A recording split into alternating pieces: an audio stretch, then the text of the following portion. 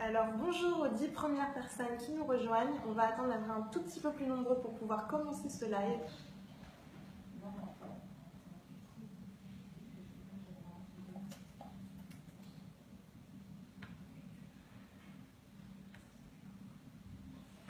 Alors bonjour à tous les Wamis, on est très content d'être avec vous cette semaine encore une fois avec Stéphane, notre veto. Bonjour Stéphane. Et bonjour Elisa. Bonjour à tous.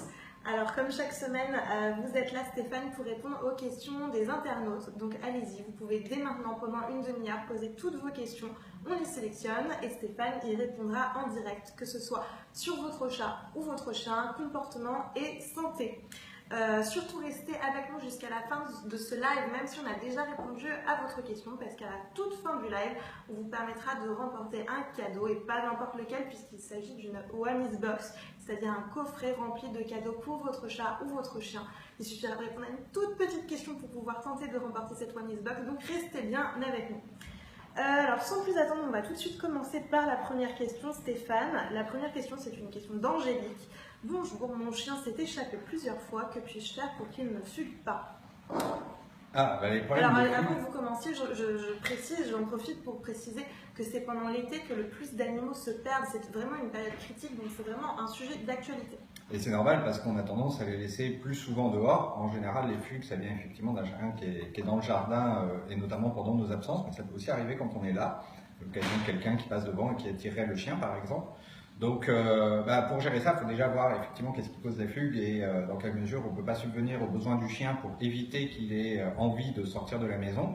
Donc, notamment s'il reste par exemple absent seul trop longtemps, gérer les moments de solitude et pas hésiter à lui donner de l'activité en dehors. Et puis après, il existe bien des solutions pour limiter la casse dans ces moments-là. Comme déjà, ça c'est très important et accessoirement obligatoire, il faut que le chien soit bien identifié. Déjà au travers de l'identification obligatoire, donc la puce qui permettra de le retrouver, de retrouver ses propriétaires quand il sera récupéré, mais également vous pouvez ajouter un collier par exemple avec l'indication numéro de téléphone et adresse, ou vous pouvez même utiliser maintenant une nouvelle technologie avec des colliers GPS qui permettent de savoir exactement où est le chien quand il fugue et d'aller le récupérer directement. Alors à ce propos, il y a un tout nouveau GPS qui vient de sortir, il sort aujourd'hui, ça s'appelle Invoxia. C'est un GPS vraiment révolutionnaire, extrêmement efficace. On l'a testé chez Wamis, je peux vous le garantir, c'est vraiment très bien. Si vous avez peur de perdre votre chien, c'est vraiment ce qu'il vous faut pour pouvoir le retrouver, parce que grâce à une application sur votre smartphone, vous pourrez le géolocaliser et toujours savoir où il est. Donc c'est vraiment extrêmement pratique. Merci beaucoup Stéphane. Une question de Ham. Comment pouvons-nous rafraîchir nos chats par cette forte chaleur? Alors, c'est très important pour les chats d'ailleurs, et indépendamment de la période chaude, mais évidemment pendant cette période il faut le faire plus, c'est de leur donner beaucoup d'eau. L'eau chez les chats c'est quelque chose d'assez difficile, ils ont tendance à peu s'hydrater parce que normalement ils trouvent beaucoup de l'eau dont ils ont besoin dans leur nourriture, qui peut être des petits mammifères ou des choses comme ça dans la nature. Avec les croquettes, ils n'ont pas assez d'eau, donc il faut bien les hydrater.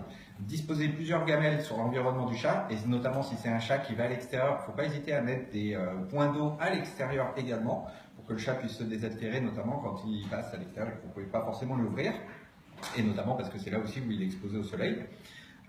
Et pas hésiter à changer cette eau régulièrement. Il existe plusieurs fontaines qui vont être spécialement faites pour les chats, qui permettent d'attirer vraiment les chats avec notamment des eaux qui coulent. Ça c'est quelque chose qui attire naturellement les chats. Donc pas hésiter également à en disposer, notamment si vous voyez que votre chat est très attiré par les robinets. Donc lui poser beaucoup d'eau. Après vous pouvez également, ce qui fait vraiment très chaud, éventuellement mouiller un peu le chat, mais ça dépend énormément des chats. Il y a des chats qui vont très peu tolérer ça. Il y en a qui vont aller se baigner naturellement, mais si votre chat a une aversion pour l'eau, ça risque plus de générer des malaises qu'autre chose. Donc l'alimentation en eau reste le moyen le plus simple d'être sûr que votre chat supporte bien la chaleur au travers surtout pendant l'été. Merci beaucoup Stéphane. Une question de Salma. Est-ce qu'il est possible qu'on contamine nos chats, par exemple de la grippe? Sinon on a la grippe, est-ce que le chat peut l'attraper? C'est une question qui est assez intéressante parce que la grippe, c'est effectivement une maladie qui touche beaucoup de mammifères, et notamment les chiens, les chats, les humains, les vaches, les cochons, tout ça. Mais vous connaissez sûrement le sigle qui désigne les grippes habituelles, H et N. Il y a plusieurs sortes de grippes en fait. La fameuse H5N1 qui est la grippe aviaire, et d'autres. Il y a autant de grippes qu'il y a d'espèces différentes pour les supporter. Et donc, par conséquent, ce que vous devez savoir, c'est que la grippe humaine, par exemple, ne se transmet pas aux chiens et aux chats. Par conséquent, si vous êtes malade, il n'y a aucun risque pour votre animal. Et vice-versa, si lui attrape une maladie virale comme la grippe, en particulier la grippe, il ne peut pas vous transmettre sa grippe à lui également. Merci beaucoup Stéphane. Une autre question de Sabrina. Mon chat de 5 ans n'a jamais ronronné, est-ce que c'est normal? Par contre, il ronfle. Oui, ça arrive, en effet. C'est assez rare, il faut le dire, puisque les chats, avec les humains, ont tendance à beaucoup ronronner. Mais il faut savoir que dans la nature, les chats ne ronronnent pas ou très peu, en fait. C'est réservé à certains moments très particuliers, comme l'agonie notamment, donc un moment en plus désagréable. Mais donc dans la nature, le chat ne ronronne pas. C'est quelque chose qu'il fait quand il vit près de l'homme, et probablement un comportement qui est apparu au cours de la domestication du chat depuis 4000 ans. On remarque que ce ronronnement nous provoque beaucoup de sensations positives, donc c'est vraiment une interaction avec l'humain et on pourrait même parler d'une symbiose. Mais il y en a certains qui ne le font pas et c'est tout à fait normal. Donc votre chat a sûrement d'autres moyens de manifester son bien-être que le ronronnement et peut-être que ces ronflements sont une sorte de manière de dire qu'il est content aussi.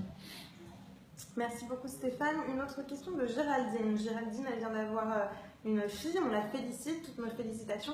Alors elle est prématurée, elle va la ramener chez elle très prochainement. Comment faire pour que son chat de 12 ans le vive bien? Oui, c'est très altruiste de votre part de vous préoccuper des sensations, enfin des sentiments de votre chat à ce niveau-là, parce que pour le chat, effectivement, les changements sont très difficiles à vivre et forcément, l'arrivée d'un bébé dans un foyer va provoquer de grands chamboulements, donc cela pourrait affecter le chat. Alors, il n'y a pas forcément de raison que ça arrive systématiquement, mais si ça arrive, vous pourrez observer effectivement quelques signes de stress ou voir votre chat peut-être un peu plus distant, observer de la malpropreté, voilà, des petites choses comme ça. Pour limiter ça, tout simplement, il faut s'arranger pour que l'arrivée du bébé perturbe le moins possible les habitudes du chat. Donc continuer à lui donner sa gamelle aux mêmes heures, continuer à respecter des petits moments rituels que vous aviez, ou les moments câlins, des choses comme ça. Essayez au maximum de garder des habitudes pour le chat. Fatalement, il y en a certaines qui vont changer. Votre emploi du temps risque d'être chamboulé par l'arrivée du bébé, donc vous aurez forcément moins de temps à lui consacrer. Mais dans la mesure du possible, si vous changez le moins possible ses habitudes, pour lui, ce sera beaucoup plus facile de supporter le changement. Et d'ici que le bébé s'installe dans la maison, il s'habituera à sa présence. C'est une question de temps. Les chats, ça prend souvent beaucoup de temps.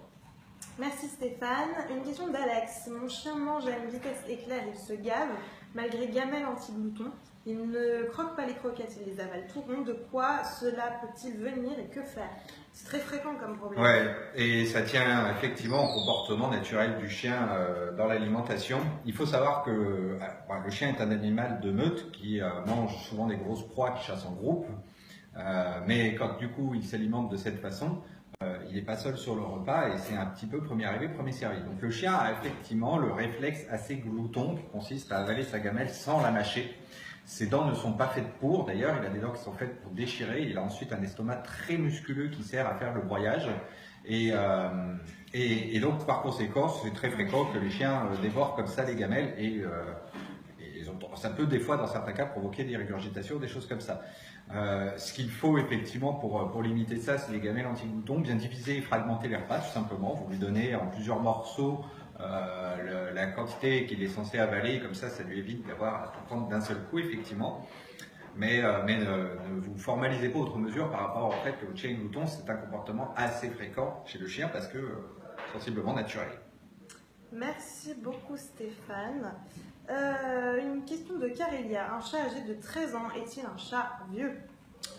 Non, pas encore. Enfin, on va dire, la gériatrie du chat va commencer autour de cet âge-là, effectivement, mais un chat vit en moyenne 17-18 ans, donc il a encore de belles années devant lui. Après, tout va dépendre de son état, on va dire, physiologique, de comment il a vieilli. C'est sûr qu'un chat qui a été très actif, qui a fait beaucoup de sauts, par exemple, a déjà commencé à avoir de l'arthrose à 13 ans, sans aucun problème. Donc, c'est à partir de là que commencent effectivement les soins de gériatrie, donc à partir de là où il faut être vigilant. Merci beaucoup Stéphane. Une question de Madi. Est-ce qu'on peut mettre des glaçons dans la gamelle de nos animaux pendant la nuit pour qu'ils aient de l'eau fraîche à disposition? Oui, mais enfin, c'est pas indispensable. C'est-à-dire que de toute façon, votre glaçon risque de tenir une dizaine de minutes dans l'eau avant de fondre, et l'eau ne restera, enfin, s'il fait chaud dans la pièce, l'eau ne restera pas fraîche toute la nuit non plus. Par contre, il faut disposer l'eau dans un endroit au maximum frais. Donc, par exemple, dans la cuisine, près du carrelage, ou des choses comme ça. Mais en changeant l'eau toutes les 12 heures et en la laissant dans une pièce qui n'est pas au soleil ou des choses comme ça, l'eau restera suffisamment fraîche pour que votre animal s'abreuve sans difficulté dedans. Est-ce qu'il y a un risque de diarrhée quand on laisse un glaçon Et en plus, l'eau très froide, l'eau glacée, n'est pas forcément très bonne pour se rafraîchir. On peut avoir des phénomènes d'hydrocution, de réaction à la température. Pour se désaltérer, il faut prendre l'eau. Et de toute façon, après, la température corporelle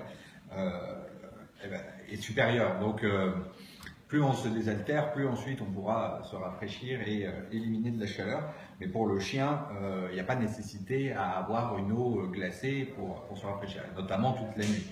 Donc, gardez l'eau à la température où vous la sortez de votre bouteille. Éventuellement, mettez-la au frais, au frigo par exemple, avant de la servir la nuit si vous le souhaitez. Ça peut être une bonne chose.